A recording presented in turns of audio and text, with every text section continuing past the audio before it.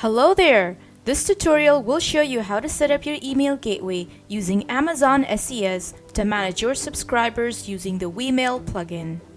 Firstly, make sure you have an account registered with Amazon SES.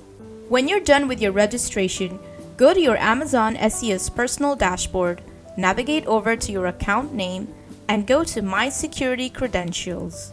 Choose Identity Access Management from the Service section.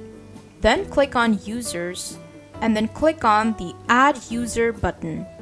Set your username and mark the box for programmatic access and click on Next. Now click on Attach Existing Policies, then select Amazon Full Access by typing it in the search box. Then click on Next.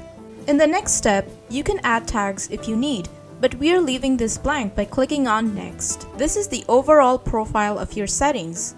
If you're happy with your settings, click on the Create User button.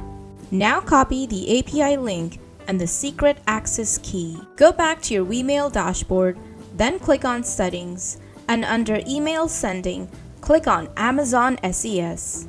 Click on Edit Credential and paste the API and secret access key.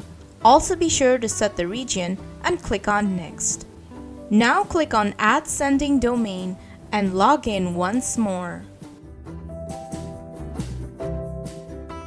Click on the Verify New Domain button, then set your domain name and click on the Verify Domain button.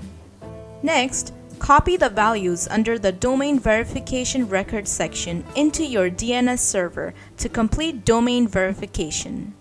If you want to set up the DKIM signing for this domain, simply check the Generate DKIM settings and click on Verify Domain. Then copy the values under the DKIM records and paste them into your DNS server. When verification is complete, the domain status in the Amazon console changes from pending verification to verified. You will receive a notification of this through your registered email. This means you can now use Amazon SES to send email from any address in the verified domain. And that is how you can set the gateway for Amazon SES. For more tutorials on setting up other gateways, please check out the links in the description box below. Also be sure to check the documentation on our site. That's it for now. Stay tuned.